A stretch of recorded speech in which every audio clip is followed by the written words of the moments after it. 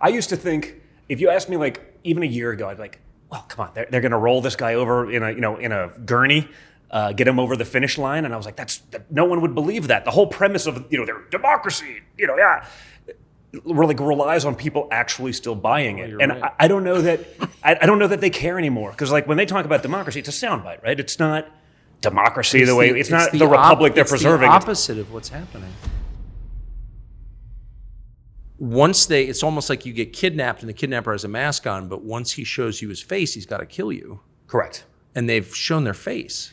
Yeah, again, I don't think there's anything they wouldn't do. I mean, you put out something, I think it was on Twitter yesterday, which was to sort of that extreme, like, well, if they can't get Trump this way, what's the next level? And I think they've proven that they'll do that in the past. I think we're now figuring that out.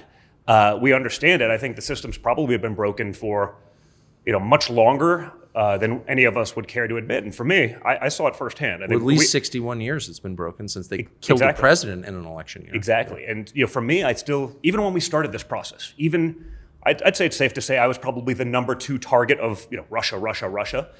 And I was like, well, there must be something to it. I know I didn't obviously collude with Russia, but maybe I took a selfie with an agent once because I took 10,000 selfies a day, right? So but even like knowing that I was a target, I was like, I still believed because I wanted to, right? I wanted to believe that America is the greatest place in the world, and you can do it. And I'm like, it's the FBI. And again, there's some door kickers that I'm still like, hey, they're home team. I get it. They're doing.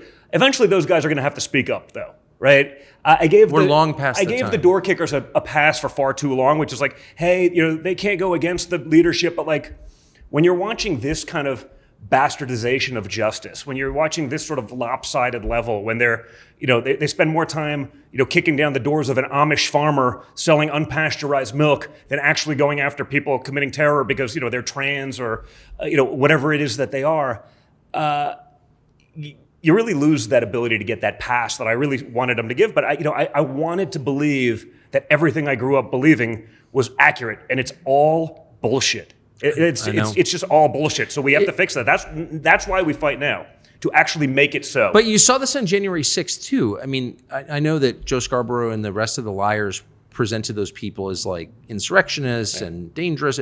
They were actually the most pure-hearted and 100%. The most naive about I mean, they were literally walking with pocket constitutions saying, no, you can't do this. They believed in the system much more than the people who put them in prison who don't believe in it at all. Without question. And you saw that. I mean, the narrative was pushed so much. The clips that they used were designed to create something that didn't actually happen. I mean, it's so sick. I always say, it was the first unarmed insurrection in the history of insurrections. I mean, it's never happened before, but arguably, I'd say probably the most heavily armed populace if they wanted to have been, right? Of course. But of course it wasn't an insurrection. It didn't matter.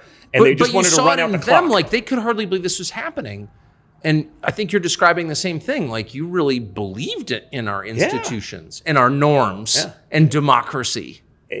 I did. And it took, again, I mean, literally threats of, you're going to jail for treason, a crime punishable by death. That's like not a great swing thought when you're going through it. You know what I mean? I'm like, wait a minute. Like, if you're the father of 5 kids, that's I'm not.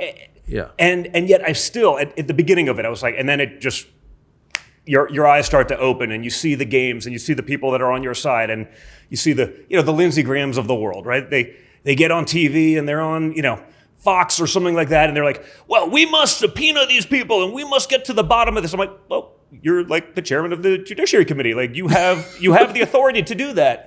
But you're talking about doing the thing that you have the authority to do, but you're unwilling to actually exercise that power. So that was what disgusted me most about like the Republicans, right? You're telling your base, the people who are watching, like you're fighting, but you know damn well that you're not actually fighting, right? And we see that so much. That's the difference between. It's the difference between the Democrats. I mean, they've shown, hey, they'll put their opposition in jail, they'll smother them, they'll silence them. There's nothing they won't do to preserve power. We'll write a strongly worded memo and do nothing to follow up. And I think as long as you have that sort of imbalance in the response, nothing changes. Because the Democrats, they'll take their win, they'll run to the bank, they'll laugh their ass off along the way, and nothing changes until we actually start fighting back. I think a lot of people yesterday when that verdict came down, I'm among them, my first reaction was, wow, they'll actually hurt us.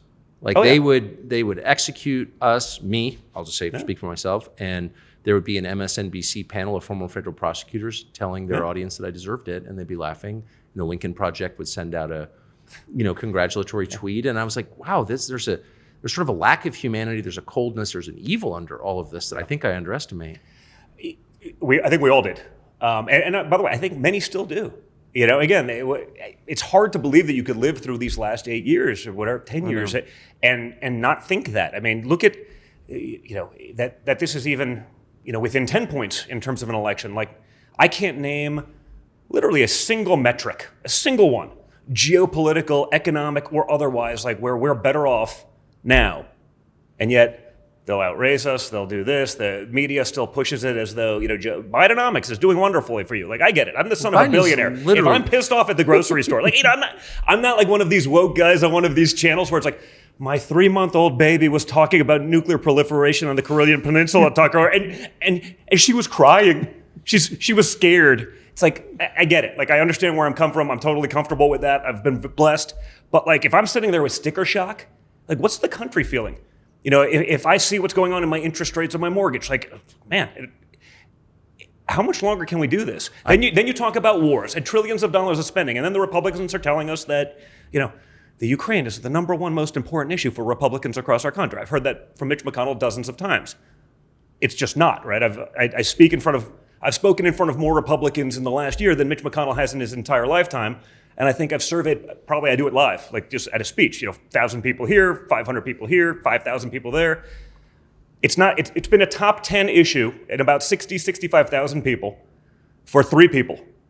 One of them was a DC sort of beltway guy. Yeah. He felt very strongly about it. Probably he was profiteering off of it. One of them misunderstood the question, so he thought it was a double negative. So it was not, in fact, a top 10 issue for him. Because is it top 3 or top 10? And one of them, it was top 10, but not top 3. And I said, sir, and I'll ask him. I don't care. I want to hear it out. Like, I'm from Kiev, Ukraine. I was like, I'm going to give you a pass. So I'm going to effectively say, out of about 65,000 people surveyed in the last, let's call it 2 years, 18 months, whatever it is since the war started, a little more, I guess, exactly, basically 0 people have been in favor of this. But the leader of the Senate will tell us it's the number one issue for Republicans across the country. It's just not so. How can that be? I was in D.C. last night. I never go back. I'm from there. Mm-hmm. And I took 3 people to dinner, 4 people at the table. Nobody drank. We're all 3. I am a teetotaler, so are the other 3. Yeah. And it's a good restaurant, but not like a famous restaurant. Yeah. Restaurant I've eaten at for many years. The bill was $800 for $800. Not drinking. Not drinking and nothing crazy. Yeah. Like salad, steak, dessert, $800. Right. And I thought, I'm pretty insulated from cost, but I thought, I can't. How do people live here? My experience was opposite of that. I took 2 of my boys on a fishing trip, and we were coming back, traveling through an airport, and we went to a McDonald's, and it was my 11-year-old boy, my 14-year-old boy, and me at the time. It was the last, and it was like $47 and change for like an 11-year-old child, a 14-year-old child, and me. I'm like, right. Again, it's not going to change my spending habits. I'm not pretending. I drive it. My truck has 700 horsepower. Like, I'm not happy at the pump, but like. But if they're telling you the war against Russia is the most important thing to Americans, yeah, no, it's not. They're lying. So both of us have sort of skipped ahead past an analysis of the case and sort of taking it as a given that what we saw yesterday was grotesque and really sort of the end of a fair justice system. But for people who've just heard that and not gotten some of the details that prove it to be true. Yeah. Can you just run through what the case was? I mean, it's literally... You know too much, I know, but to the extent you can... How much time we got? But the reality, it's a books and records thing, right? I mean, it's literally a filing. It's like a misfiling. And yet it's something that was never before tried as a felony, like many of the other cases, like one of the cases in New York where they changed New York state law to be able to, for 1 year, they changed the law for 1 year to be able to go back and change a statute of limitations so that you could go after my father. And then after that year, after that is filed and they go after my father, that was the Gene Carroll case, it reverts back to the normal statute of limitations because otherwise they wouldn't have been able to do it. This was very similar. This was a case that was, at best, misdemeanor type stuff. Remember, Hillary Clinton started with a similar thing. She got fined $8,000, I believe it was, for starting what was the Russia hoax with the Steele dossier leaks and all of this, right? That was an $8,000 fine. They want to put my father in jail for, upwards of 100 years, depending on how you look at it. And that's never been done before in these things. because basically someone in an accounting department put legal expenses for, paying a lawyer. It's unheard of. But you have experts when they say, well, it's a federal election crime. They wouldn't let the person who wrote the rules, wrote them, is the foremost expert in all of that, actually testify for us. The jury didn't have to be unanimous on the things that they charged. They just all had to sort of come to a general, 4 guys agreed on this, and 4 people agreed on that, and 4, that's unanimous. The bastardization of all of this thing, and just having been in the courtroom, candidly, was watching, when the prosecution, objected to something that we said, it was always, sustained. They let them, we couldn't ask anything. When it was us asking the questions, the uncomfortable questions of their witnesses, all of a sudden, we were overruled every time. The list goes on. So you've made the case, and and others who followed it carefully have made the case that this was a direct hit from the Biden administration. And 100%. they point to a man called Matthew Colangelo. Yeah. Can you tell us who he is? Yeah, Matthew Colangelo was the number 3 guy in Joe Biden's Justice Department. So from Washington, D.C. The other big part of this case, as it relates to that, was that they're trying to say it's a federal election commission case. Well, name another case that's ever been tried that's a federal crime tried in a state court. So Matthew Colangelo is number 3 at DOJ. So that's about as high as a prosecutor can ascend. Right? Correct. And he was moved to New York. Don't forget, Alvin Bragg, the district attorney that actually tried this case, turned it down years ago. They could have done this 7, 8 years ago, whenever it happened, but they didn't. The Federal Election Commission, the FEC, that would have been one of the things that's around it. They could have tried it. The IRS could have done these things because if it was a tax thing. All of them chose to pass, including, again, Alvin Bragg, the guy who's trying it and just tried it right now, passed on this a couple years ago. Biden's number 3 at his DOJ comes up, and all of a sudden now they're filing the charges. Can I ask conveniently you right before an election. A dumb question. So the number 3 guy at DOJ who's ascended this ladder, yes. Okay, what is he doing in New York? I mean, that's a massive step down. What is he doing? He's prosecuting his political enemies, Tucker. Okay, but that's it. But nobody. There's no other. There's literally no other explanation for it. When you look at the bastardization of this, you have a judge who's a Biden donor. His daughter is one of the number 1 Democrat fundraisers. When you say he's a Biden donor, he's literally a Biden donor. He's a Biden donor. Literally has written checks himself. His daughter is one of the most prolific fundraisers for the radical Democrats, Adam Schiff and She's made millions off of that.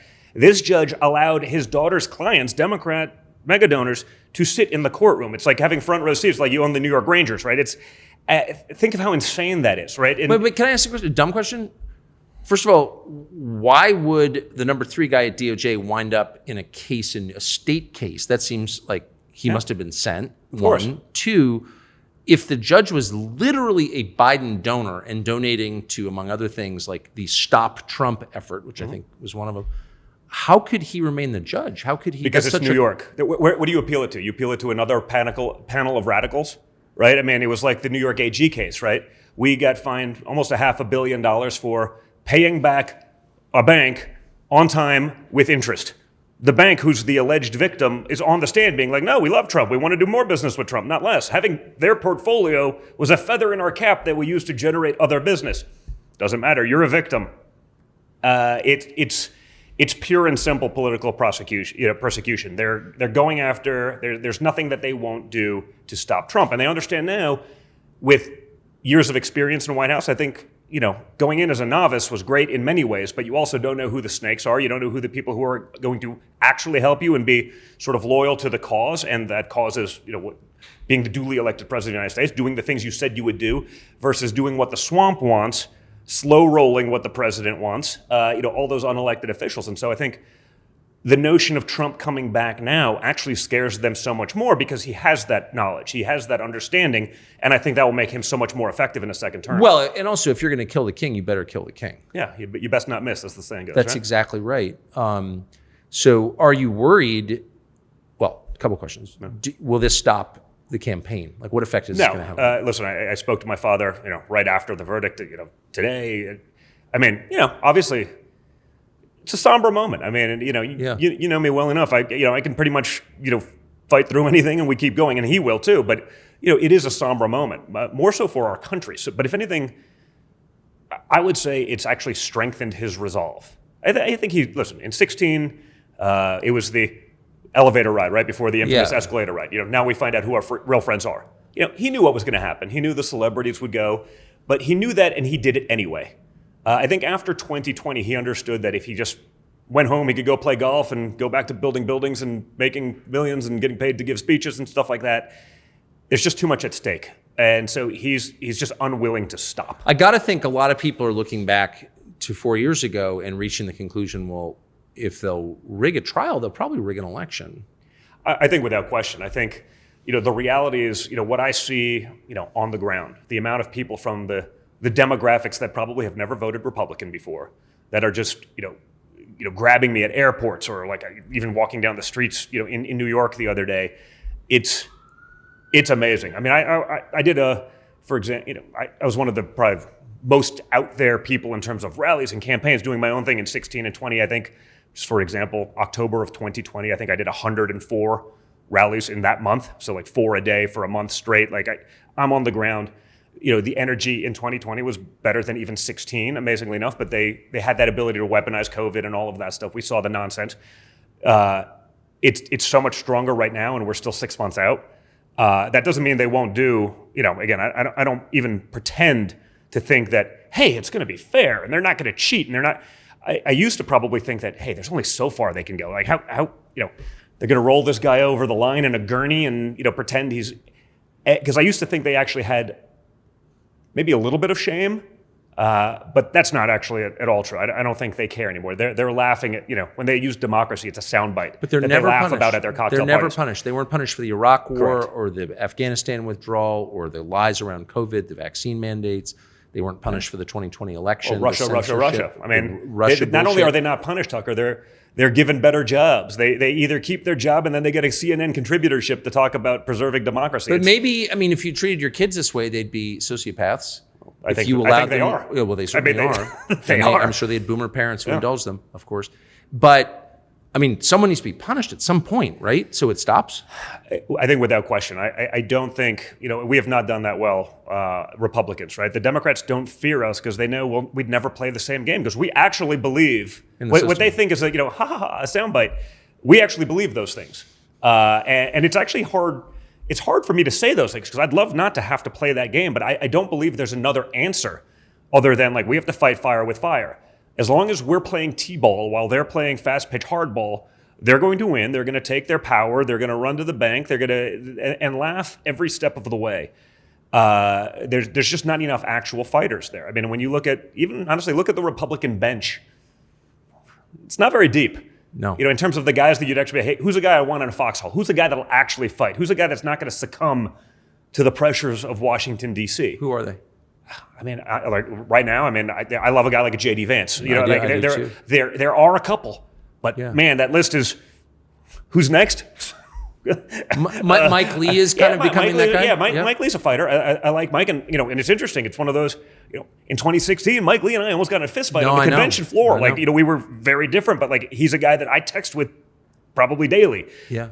And so it's interesting that, once you actually have that relationship, you can actually, people come around. It's okay, you were actually right. Well, people change on the basis of evidence and what they Correct. see. My views are totally different from what they were 10 years ago. I think the problem with DC is for conservatives, it's actually an easy existence. You can be a Republican in DC as long as you're Republican light. Of course. If you're hey, say whatever you want when you're speaking to a group of 10 people in your little hometown, you can come to DC, you can vote with the Republicans 80% of the time. Yeah. When it actually matters, as long as you vote with us, the Washington Post isn't going to come after you. They're not going to be protesting in front of your home. It's an easy existence. You'll get invited to the cool person Christmas party and, holiday party. I don't want to, they don't celebrate Christmas because they don't believe in God, right? The Democrats, their gods are evolving, right? Greta Thunberg is the high priestess of climate change. Fauci is the lord of science. Science and COVID. And these days it's Vladimir Zelensky,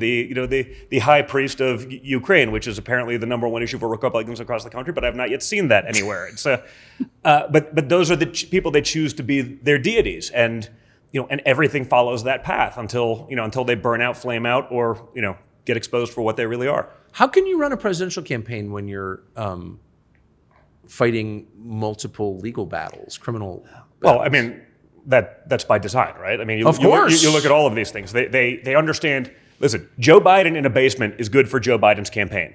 Because if you put him on a stage, it's a negative, right? He's incapable of getting through a teleprompter. He would get lost at this table. Yes. I don't say that as like glibly. It's just, No, it's sad. It's sad. I feel bad. He can't get through basic things, and yet he's the leader of the free world, or whoever's pulling the marionette strings. Trump locked in a courtroom for 5 weeks while he should be campaigning. That's really good for them because he can bring that message to people. People understand what he's saying. It resonates with them. He's able to bring people over who would not have otherwise been able to or would have ever voted Republican. He's one of the few guys that can do that, sort of expose the left for what it is, expose what we're talking about, break through the noise put out there by the mainstream media, break through the noise and sort of the manipulation of big tech.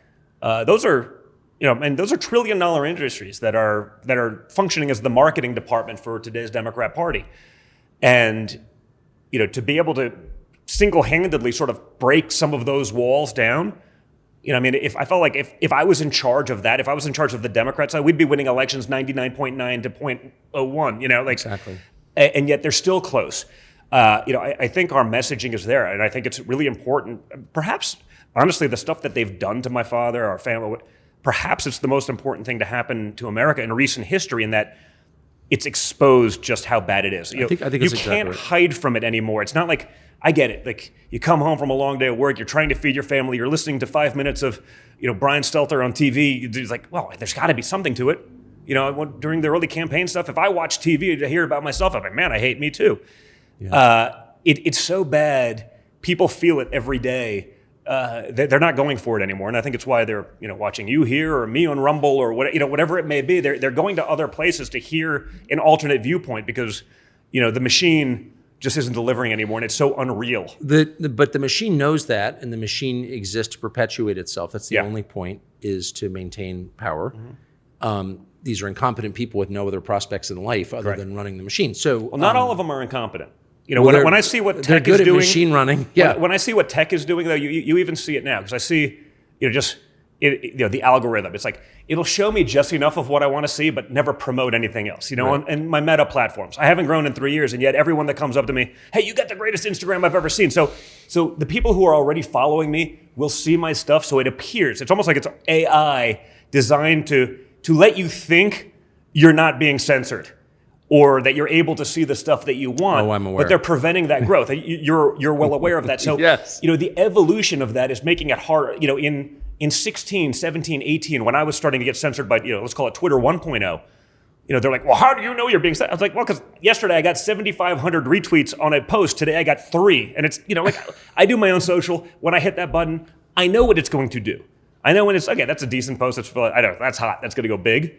And it's like when it goes big for about 30 seconds, and then it's like, just you see exactly what they're doing, but they're coming up with better ways to make it appear as though they're not censoring, while still continuing to perpetuate and push the ideals that they espouse and value. No one interfered in the last election more than Mark Zuckerberg or Google or Sergey Brin. That's exactly right. So, but let me ask you, the convictions come down 34 yesterday, and your father goes out there and just basically raises the middle finger and says, we're going to win anyway.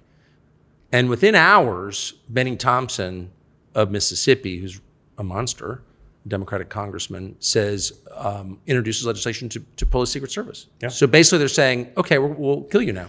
Well, they did that a while ago also. If he goes to prison, we want to pull his Secret Service. So basically, if we put him in a cell, we're going to put him in a place where he could be murdered. But that's a death threat. Of course it is. But from a member of Congress. Again, should it surprise us? I mean, you look at half the congressmen, get in their faces, make them feel it. I mean, they can say these things, and they are lauded as heroes. If we said something even remotely like that, we're literally inciting violence. I mean, those words are violence, Tucker. We've seen this. The double standard that's out there. I mean, But how hard is it for you Congresswoman after Congresswoman. You have a Hamas caucus, in Congress calling for, the death of people in the Middle East. It's, well, that's okay. You can't do that. If we did something similar, we'd be blocked. We'd be off of every platform. We'd be canceled. And, again, different games. We're playing 2 very, very different games. But that's so threatening. Tony Fauci he doesn't even work for the government. He's got Secret Service protection. He walks in the dog park in Washington, D.C. I happen to know for a fact because it's my dog park, former dog park, and he's got 3 guys following him, but they want to pull it from your dad. Yeah. Well, look at what they did with some of the justices, the Supreme Court justices, right? I mean, you think that they'd be able to do what they've done to Alito even this week, we're going to make him recuse himself because his wife hung a flag upside down. It's like, well, she can't express an opinion. What they've tried to do to Clarence Thomas, what they did as it relates to Gorsuch and others,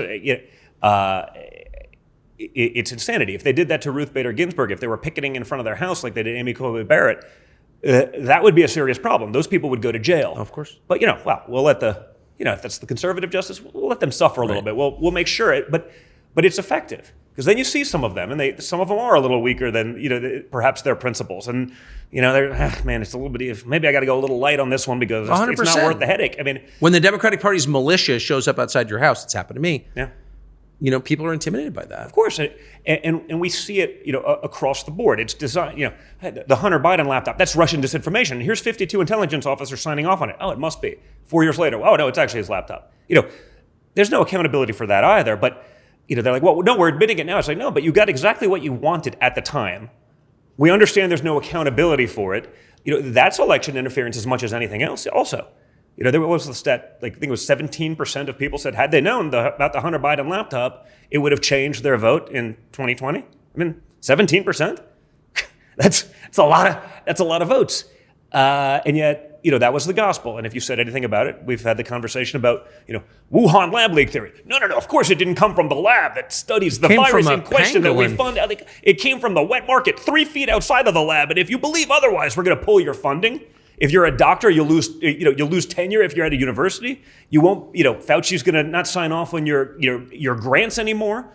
And even if you're like, but you don't have to be a scientist. They're like, Don, how would you know? You're not a virologist. It's like, you don't have to be a virologist to know that it happened there. You just have to not be an imbecile. You can have mid, double-digit IQ and be like, of course it came from the place that studies the exact virus in question that was at ground zero of where it released, and not from 4 feet outside of that. It's insane. And yet, think of the truly intelligent people in positions of power in medicine and otherwise who went along with this blindly. Because, it was easier to do, and, there was a lot of money, and, we're just not going to pass up on those things. Kind of hard to do that now, though. Everything that's happened. This isn't all that long ago. Right, but I do think at this point, if you're still telling yourself those lies, you are lying to yourself. You are a liar. But it doesn't matter. They correct it years later, but they got what they needed out of the ruse. Right. Right? They got what they needed. And again, because there's no accountability after the fact, it doesn't matter. They'll do it again. And they'll make it the gospel for 6 months, or I always said, the difference between the truth and the conspiracy theory is 6 months. Yeah. Now it's like 6 minutes, but they'll still get what they want out of that 6 minutes, use it to manipulate whatever they need to, and I don't see that stopping. I see more people being awake to it, right? That 6 months moved to 6 minutes because people are not just blindly buying the BS anymore. So how does it play out from here over the next 5 months? They tried to put him in prison. They're still. Do you think he? So we got to overwhelm the margin of fraud. So it's just to ask. It's July 11th is sentencing. July 11th. So by the way, you think that's a coincidence? That's 4 days before the Republican National Convention. Do you think that's a coincidental timing, or do you think that's designed to throw a wrench into that? Yet another coincidence, right? But what happens if can they remand him and put him in jail then? I imagine they will try, right? Why wouldn't they? Yeah, of course. Does anyone think? And again, that's too far. That's too far. Nothing's too far. And again, until it happens, we have to stop giving them the benefit of the doubt, thinking they're going to act above board. This is an arm's length transaction. No, it's not. What are you talking about? There's not a single aspect of this case that should stand in any court. But where do you appeal right now? To the New York Appellate Division, which is just as radical? And it's not just this case. Look at all the shade, all the craziness around Fannie Willis, right? That case. You look at Jack Smith and the FBI doctoring documents and setting up staging photos and then leaking it to the Washington Post. The classified documents that end up on the front page of the Washington Post. That's fine. Each one of these things wouldn't stand. If we did this to, meaning conservatives, some sort of Republican did this to Obama, it would never end. It would be a perpetual story, and rightfully so. And yet, hey, as long as it's against a conservative, as long as it's against Trump, who's up against that machine, we're going to allow these things to happen. It's not like one of these things doesn't have any serious hair on it, right? They're all shady as hell, and yet it doesn't matter. And our mainstream media almost refuses to cover it. They won't talk about these things. My father, in many cases, is gagged. I mean, think about that. I mean, First Amendment is kind of the First Amendment, right? It's a big one for us. The former president of the United States is not allowed to talk about the facts of the case because, if people actually heard that from him, they'd realize just how much, BS is in all of these things. That should trouble a lot of people. You think it stops with Trump? Think about that. If they can do it to arguably one of the most, out there, most powerful people in the world, a bank account to be able to fight, a base to push it, venues to be a soapbox to speak from. If they can do it to him, who can't they do it to? But more importantly, if they will so flagrantly and so corruptly do it to him, who won't they do it to? That's the question we have to be asking. Is anyone safe? And it's like COVID. People going blindly along. No, it's going to be different this time. I'm like, really? That's what you've got out of this? But last if they 8 years? put the Republican candidate who was leading in the polls, all things equal, he becomes president again in November. If they put him in jail right before the Republican convention on fake charges stemming from a rigged trial, they're kind of pushing violence, aren't they? Listen, how do they expect people to respond to that? Nothing like that has ever happened. In the reality, you have to be careful even how you talk about that. No, right? They are pushing violence. They clearly violence. are. But again, nothing should surprise us, right? The star witness of this case is someone who lied before every branch of Congress, was disbarred, lied to banks, lied to wives, lied to the press. But we're expected to believe that he actually told the truth in this one instance, right? That's who they hang their hat on because it doesn't matter. When it's rigged the way it is, freaks me out. It doesn't matter. We're moving toward something ugly, and I don't want that. No one does. But they're not going to let it play out. Do you think they'll ever take their foot off the gas? No, it's not. They've gotten away with it for years. How should people respond, do you think? I think, honestly, the reality is everyone has to get involved.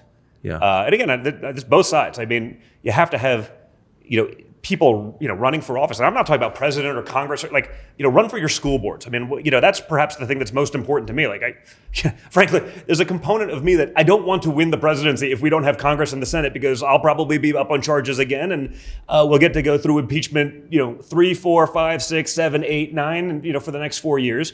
I don't think that's a great place to be, but I think, apathy has caused us a lot of problems, especially on the conservative side. Where, hey, we run businesses and we do these sorts of things, and we want to spend time with our families, and all noble things and important. But we have to take the initiative to get involved at every level of these things, because the left has taken over every major institution in our country that controls. What they've done in education, manipulating our children, what they've done in entertainment, oftentimes the same thing. It can't stand if we actually want to have a future. Our kids, they graduate, there's high schools with higher districts, no one can read or do math, but they know the 4,376 genders.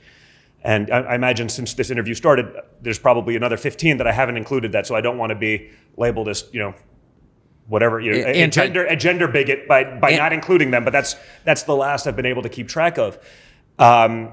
We just live in perilous times. It does seem kind of heartening. I think he raised more money in the hours after the verdict than anyone's ever raised. How much did he raise? It's over, I think, $38 million that, in the first couple hours. Small dollar donors, and then there was a bunch of big dollar donor stuff. That's what's interesting. There are tech VC guys, respected guys, that, Hillary donors and even probably Biden donors that are like, okay, I've seen enough.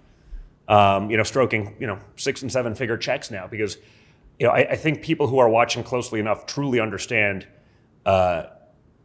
just how far we have fallen, just how close we are perhaps to that fulcrum point where there's a point of no return, right? Yes. And I think if we ever let it get there, there's no question in my mind that the Democrat elite, they'd maintain and seize that power, and it'll happen like all communist nations. And that's where we're at. And I think people see that. And people who may not even agree with Trump on everything, and you don't have to agree with Trump on anything.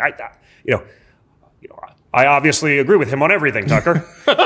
as the dutiful son. But it's reached a you're level of principle, though. Yeah, but it's like, again, name a metric where we're better off under Joe Biden. We're on the brink of World War III with the world's largest nuclear superpower by volume of nuclear capable ballistic missiles. Like, I don't know. We're going to keep funding that. We're okaying a guy that was a former weirdo actor to send the U.S. made missiles into Russia, provoking that, I guess. And maybe that's what it is. Maybe that's the next distraction, right? COVID was the distraction for 2020 to allow them to manipulate things. Maybe World War III is the distraction, for this election cycle. Some of us called this a year ago. Yeah, the senile man can't win. They're going to bring us to war. Yeah. I mean, honestly, I don't say that lightly, but I also don't say it I don't know. Would I be at all surprised? Not even. I think it's lunacy. I think it's crazy. But do I think they would do it? 100%. 100%. Do you think, last question, but it's just, and I might be skipping ahead, but I don't think we're far from. Well, we're at war with Russia. Oh, of course. If we're targeting that whistleblower talking about the boots on the ground, I mean, I've never seen a whistleblower disappear that fast in my life. Yeah, you wonder I wonder why, huh? It's almost like it's happening. But they would need, the military's in very tough shape, and recruitment is way down. No one wants to join the training military, understandably. Yeah. Now they're talking about, well, who would, right? Well, why would who's gonna the guys you'd want fighting a war for you? Good, patriotic, red-blooded Americans. They don't want to go report to Trans Admiral, not because if the Trans Admiral was Patton, maybe they'd do it. Yeah. The Trans Admiral ain't Patton. No. Okay. The Trans Admiral is only an admiral because they're trans, not because they're competent or capable, and it doesn't matter. It's grotesque. But a big part of signing up for that and possibly dying for your country is actually believing in the things that you're fighting for. That's the basics of patriotism. That's exactly. And if you don't believe in those things and you understand that you're going to be vilified, you're going to be forced to not learn how to shoot but do diversity training. Why on earth would you do that? I wouldn't. And that's the problem they're facing. And so, the one solution was take illegal aliens and put them in the military, so we could have or flood our borders and put them in the voting roster, and that's another way to make up power because you've lost other demographics that were reliable voters. But they're also talking about the draft. You're hearing that all of a sudden. Well, maybe we need a draft. Yeah, so we can be in never-ending wars. Again. What no one's articulated to me, and I kind of do this now, feels like for a living, no one's articulated what does victory in Ukraine look like. I don't know what it means. I don't know. Is it just perpetual death of Ukrainians and Russians until they're all wiped out and BlackRock comes in there and takes over all the farmland? I mean, is that what it is? Because feels like that's what it is to me. They're already selling off land in Ukraine to foreign investors, and they will flood Ukraine with third world immigrants, and Ukraine will not exist in 50 years. There'll be no Ukrainian nation, and we betrayed them like no other country ever. But I just ask you, would people actually serve in a draft? I'd have a hard time. I mean, honestly, the metric I use for this is not just the recruitment numbers, but the amount of guys that I know. I shoot a lot and whatever. The circles are tight. That are fourth generation Army. They're I would beat the crap out of my son if he decided to, these are guys that, their entire ethos is around that military background. They are great friends, and they're they wouldn't even think about it. They'd disown their children if they joined this military today. And that's sad. It's the worst thing that's scary. Well, Godspeed. Thank you for that. Thank you, man.